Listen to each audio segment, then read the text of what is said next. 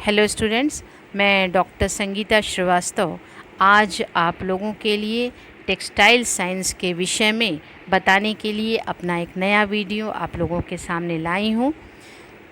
Textile science के बारे में बताने से पहले मैं आप लोगों को वस्त्र क्या है, वस्त्र की इम्पोर्टेंस क्या है, इसके बारे में कुछ बातें बताऊँगी।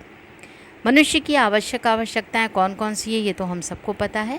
भोजन, वस्त्र व मकान। इनमें से वस्त्र केवल हमारी आवश्यकता ही नहीं, आज हमारी प्रतिष्ठामूलक, शारीरिक, सामाजिक तथा मनोवैज्ञानिक आवश्यकता भी बन गई है। हमारे द्वारा पहने गए जो वस्त्र होते हैं वो हमारे व्यक्तित्व के परिचायक होते हैं। यही वस्त्र जो आज हमारे व्यक्तित्व, हमारी सामाजिक प्रतिष्ठा का जो अंग बन गए हैं, इन वस्त्रों के जन्म, इनके विशेषताओं का अध्ययन इत्यादि का जो भी हम अध्ययन करते हैं उसे ही हम टेक्सटाइल साइंस यानी वस्त्र विज्ञान कहते हैं। तो स्टूडेंट्स, आज मैं आप लोगों को अपने इस क्लास में ट्रेडिशनल टेक्सटाइल यानी भारत के परंपरागत वस्त्र के बारे में बताने के लिए अपना ये नया वीडियो लाई हूँ। इस वीडियो में मैंने आप लोगों के सिलेबस को ध्यान में रख कर के तैयार किया है इस वीडियो को, ताकि आप लोगों के एग्ज़ाम जो होने वाले हैं, लगभग उनकी डेट भी अब क्लियर होने वाली है, हो गई है, मन तो क्लियर हो ही गया है, तो उसके अकॉर्डिंग मैंने ये वीडियो आप लोगों के लिए बनाया है। तो आज मैं पढ़ाऊँगी भारत में परंपरागत वस्त्र कौन कौन से हैं, ये इसके बारे में आप लोगों को बताऊंगी। तो प्राचीन भारत यानी आर्यावर्त में वस्त्रों के निर्माण से लेकर और उनके पहनने ओढ़ने के अनेक तरीके जो हैं वो प्रचलन में रहे हैं। इसीलिए जो शैल चित्रों से लेकर के जो पहाड़ों वगैरह पे जो पिक्चर्स, जो चित्र उकेरे जाते थे, बनाए जाते थे, उनसे लेकर के सिंधु घाटी की सभ्यता और मंदिरों की मूर्तियों में जो स्त्री पुरुष व बच्चे अनेक प्रकार के वस्त्रों के साथ सुसज्जित होते थे, वो उनको डिफरेंट टाइप्स के वस्त्र पहनाए हुए दिखाया गया है। ऋग्वेद व अन्य संस्कृत ग्रंथों में भी इसका वर्णन है। भारत में भूगोल, जलवायु, मौसम, जाति, धर्म के आधार पर भी वस्त्रों के पहनने का विवरण मिलता है। पुराणों के अनुसार वस्त्र निर्माण एक महत्वपूर्ण हस्तकला थी, क्योंकि भारत में अति प्राचीन काल से ही वस्त्र निर्माण कला जो है वो फल फूल रही थी। वैदिक युग से ही भारतवासी रंग बिरंगे सुंदर वस्त्रों के प्रति अपनी रुचि रखते थे। प्राचीन साहित्य में रात एवं दिन की तुलना जो है वो एक करघे पर, जिसको लूम हम कहते हैं, पावर लूम होता है, हैंडलूम होता है, तो उस करघे पर जो वस्त्र बुनती हुई दो कन्याओं से की गई है। कपास से वस्त्र निर्माण की परंपरा लगभग 5000 साल पहले से भी ज़्यादा पुरानी है। कपास से चरखे पर सूत काट कर कारीगर जो है वस्त्र बनाते थे। मध्यकालीन युग में अन्य सभी कलाओं के समान वस्त्र कला को भी मुग़ल बादशाहों का प्रश्रय मिला। राज परिवारों के लिए विशेष रूप से उत्कृष्ट वस्त्र तैयार करके बनाने वाले जो कारीगर होते थे उनको मनचाहे पुरस्कार दिए जाते थे। राजाओं को प्रसन्न करने के लिए वे कारीगर जो होते थे उन कलाओं में जो वस्त्र बनाते थे, उस कला में अपने व्यक्तित्व और अपनी सारी भावनाओं और सारी इंटरेस्ट को उसमें पिरो देते थे। मुग़ल काल में वस्त्र निर्माण कला को फलने फूलने के लिए उनके अनुरूप, उनके अनुकूल परिस्थितियाँ मिली। फलतः इस कला में दिन दूनी रात चौगुनी उन्नति होती गई। वस्त्रों के नाम वस्त्रों के गुणों के आधार पर, जो उनकी क्वालिटी होती थी उसके आधार पर रखे जाते थे। जैसे पानी, तो पानी के समान जो वस्त्र होते थे, पानी के समान ही पारदर्शी, ट्रांसपेरेंट होकर उसी में मिलकर, पानी में ही मिल जाने वाले वस्त्र जो होते थे, जो ऐसा दिखता था, ऐसा समझ में आता था कि वो पानी में मिल गए हैं, ऐसे वस्त्र को आबे रवां अर्थात बहता पानी नाम दिया गया। ओस की बूंदों के समान शीतल, सूक्ष्म तथा अप्रतिम सौंदर्य वाले वस्त्र को शबनम अर्थात ओस के कण नाम दिया गया। हवा के समान अदृश्य वस्त्र को वफ्ते हवा नाम दिया गया। वस्त्रों के नामकरण जो होते थे उनके निर्माण के स्थान के आधार पर भी किए जाते थे। जैसे अभी हमने बताया कि उनके गुणों के आधार पर भी कुछ नाम कुछ वस्त्रों के गुणों के आधार उनके नाम रखे जाते थे, जैसे पानी या ओस या हवा। उसी तरह से उनका जहाँ जिस स्थान पर वस्त्रों के निर्माण किए जाते थे उस जगह के आधार पर भी वस्त्रों के नाम रखे जाते थे। जैसे सिंध का कालीकट है, बनारस की बनारसी साड़ियाँ हैं, कश्मीर का पश्मीना है, गुजरात का पटोला, बांधनी इत्यादि। अब जैसे हमने बताया कि स्थान के आधार पर वस्त्रों के नाम रखे जाते थे, जैसे ढाका की मलमल। ढाका जो है अब इस समय बांग्लादेश की राजधानी है। तो उस जो ढाका इस स्थान पर जो कपड़े बनते थे उसको उस ढाका के स्थान के नाम के आधार पर रखा गया।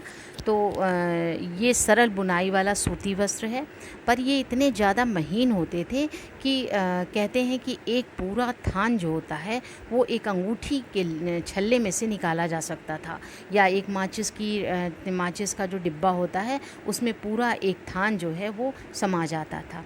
10 गज का थान लगभग 5 महीने में बनकर तैयार होता था। आब ए रवां, वफ्ते हवा और शबनम ये ढाका के मलमल का ही एक प्रकार है। इन्हें अनुकूल तापमान में बनाया जाता था। अनुकूल तापमान मतलब क्योंकि ये धागे जो हैं इतने बारीक होते थे कि वातावरण की जो गर्मी होती थी उससे वे चिटक जाते थे। अतः केवल वर्षा काल में जब बारिश होती रहती थी उसी समय इन्हें बुना जाता था, जब वायु में नमी होती थी, ताकि धागे टूटने ना पाएँ। आगे ढाका की साड़ियाँ। ढाका की साड़ियों में नमूने जो बनते थे वो चांदी तथा सोने के तारों से काढ़े जाते थे। इन्हें जामदानी भी कहा जाता था। तिरछी लाइनों की कढ़ाई वाली साड़ी तिरछा तथा फूलों के गुच्छों वाले नमूनों की साड़ियाँ पन्ना हजारे कहलाती थीं। छोटे फूल वाली फूलवार और बड़े फूलों वाली तोरदार कहलाती थीं। इनमें चमेली आदि के फूल काढ़े जाते थे। इन साड़ियों के बॉर्डर तथा आंचल खूब सुंदर सुंदर पशु पक्षियों तथा मानव की आकृतियों से सजे रहते थे। मोर और हंस जो बुनकर जो इस साड़ियों को बुनते थे उनके प्रिय नमूने होते थे। तो इस तरह से ये ढाका की साड़ियाँ बनती थी। ग्वालियर के पास चंदेर में निर्मित ये साड़ियाँ अपनी सूक्ष्मता एवं सुंदर नमूनों के लिए प्रसिद्ध थीं। ये प्रायः सूती होती थी तथा इनके नमूने जो बनते थे वो रेशम और जरी से बनाए जाते थे। इनमें ऐसे नमूने भी बनाए जाते थे जो दो तरफ 2 रंगों के होते थे। नेक्स्ट है बालूचर की साड़ियाँ। ये 500 साल पहले पश्चिम बंगाल के मुर्शिदाबाद के समीप बालूचर में निर्मित ये साड़ियाँ हैंडलूम या हाथ करघे के सुंदर नमूने मानी जाती थी। बालूचरी शब्द का अर्थ है रेतीला नदी तट। इसमें आंचल में अत्यंत सुंदर ढंग से इसके आंचल को सजा दिया जाता था। आकृतियों तथा बूटों से सजी ये साड़ियाँ बालूचर बूटेदार भी कहलाती थीं। मुग़ल कला के प्रसिद्ध रूप चित्र जैसे फूल सूंघती बेगम, फ़ारसी ईरानी परिधानों में घोड़े पर चढ़े हुए या हुक्का पीते सामंत आदि इन नमूनों की विशेषता होती थी। नेक्स्ट है ब्रोकेड। ब्रोकेड अंग्रेज़ों द्वारा वस्त्रों को जो सामूहिक रूप से नाम दिया गया था उसे ब्रोकेड कहा गया। इन वस्त्रों के सतह पर सोने चांदी के तारों से निर्मित नमूने दिखाई देते थे। ये ब्रोकेड जो हैं कई प्रकार के होते थे। जैसे पहला है कमख्वाब। कमख्वाब का अर्थ है स्वप्न सदृश सौंदर्य। ऐसे वस्त्रों से पुरुषों के वस्त्र जैसे टोपी, अंगरखा, अचकन आदि बनते थे, या महिलाओं के ब्लाउज वगैरह भी इन्हीं के द्वारा प्रयोग में आते थे। नेक्स्ट है वफ्त अथवा पठान। ये जो वस्त्र बनते थे इसमें प्रमुख रूप से रंगीन सिल्क के धागों का प्रयोग किया जाता था। नेक्स्ट है आबे रवां। ये जो ब्रोकेड वस्त्र होते थे इनको बहता पानी भी नाम दिया गया। ये सिल्क के वस्त्र होते थे जिन पर सोने चांदी के तारों से काम होता है। इसके लिए बनारस सदैव से प्रसिद्ध रहा है। आज भी बनारस इस प्रकार के कामों के लिए प्रसिद्ध है। नेक्स्ट है हिमरस तथा अमरस। ये औरंगाबाद, ये औरंगाबाद हैदराबाद में स्थित है। ये यहाँ पर जो निर्मित वस्त्र होते थे उसको हिमरस तथा आमरस भी नाम दिया गया। ये ब्रोकेड वस्त्रों को, हिम का अर्थ है बर्फ़ अर्थात ठंडी ऋतु में पहने जाने वाले वस्त्र। ये सूती कपड़े पर सिल्क द्वारा बने ब्रोकेड से तैयार किए जाते थे।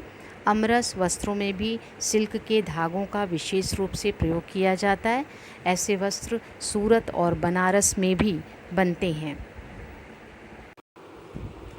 नेक्स्ट है पीताम्बर। ये वस्त्र हैदराबाद के पैठण नामक स्थान पर निर्मित सुंदर साड़ी और धोती को कहते हैं। ये सिल्क से निर्मित जालीदार वस्त्र होते हैं जिस पर सोने के तारों से नमूने बने होते थे। इनमें आंचल और बॉर्डर जो है अलग से बनाए जाते थे और साड़ी में सिलकर इनको जोड़ दिया जाता है। साड़ियों को गाढ़ा नारंगी और लाल रंगों से रंगा जाता है। चमकदार सुनहली पृष्ठभूमि पर लाल, नीले तथा सफ़ेद सिल्क से बने नमूने काफ़ी अच्छे लगते हैं। इसका प्रयोग पुरुषों के द्वारा धार्मिक कार्यों, पूजा पाठ में और अन्य अवसरों पर किया जाता है। नेक्स्ट है पटोला। ये प्रायः विवाह के अवसर की साड़ी के रूप में तैयार किया जाता है। आज भी ये वस्त्र शुभ और मंगलमय माने जाते हैं। इन्हें साधारण बुनाई से तैयार किया जाता है, लेकिन जिस धागों से ये बनाया जाता है उन्हें पहले ही बांधकर रंग लिया जाता है। आज भी ये वस्त्र सौभाग्यवती महिलाएं पहनती हैं। पटोला वस्त्र बम्बई, सूरत, अहमदाबाद में भी बनते हैं। आजकल की प्रसिद्ध संबलपुरी साड़ियाँ जो बनती हैं वो इसी पटोला के नमूनों के आधार पर ही बनाई जाती हैं। नेक्स्ट है बांधनी। बांधनी मतलब बांधकर। ये बांधकर रंगी जाने वाली चुनरी, ओढ़नी, साड़ी आदि वस्तुओं के लिए गुजरात, काठियावाड़, राजस्थान प्रसिद्ध थे। बांधनी और पटोला में मूल अंतर यही है कि पटोला जो बनती हैं साड़ियाँ, वो उनको बनाने से पहले ही धागों को रंग लिया जाता है और बांधनी जो है वो कपड़े बनने के बाद उनको रंगा जाता है। उस पर डिज़ाइन बना ली जाती है और उसके अकॉर्डिंग उसको रंग लिया जाता है। नेक्स्ट है कलमदार। इस विधि में वस्त्रों पर जो रंगाई का काम किया जाता है वो हाथ से कलम जो पेन हो या ब्रश की सहायता से पेंट करके किया जाता है। कलम से रंग को वस्त्र पर नहीं लगाया जाता था, बल्कि जो पिघला हो मोम को पिघला करके उसको उन स्थानों पर लगा दिया जाता था जिन्हें रंग से बचाना होता था। जो इस समय आजकल बाटिक विधि प्रचलित है उसे उसका ही एक रूप है, कलमदार था। और अब इन्हें पालमपुरी नाम से भी संबोधित किया जाता है। तो स्टूडेंट्स, मैंने आप लोगों को ये भारत के परंपरागत वस्त्रों के बारे में बताया और समझाया है। उम्मीद है कि काफ़ी कुछ आप लोगों के समझ में आ गया होगा। अब मैं कोशिश करूँगी कि आप सबके सिलेबस के अकॉर्डिंग ही अपना एक नया वीडियो आप लोग के सामने ले आऊँ।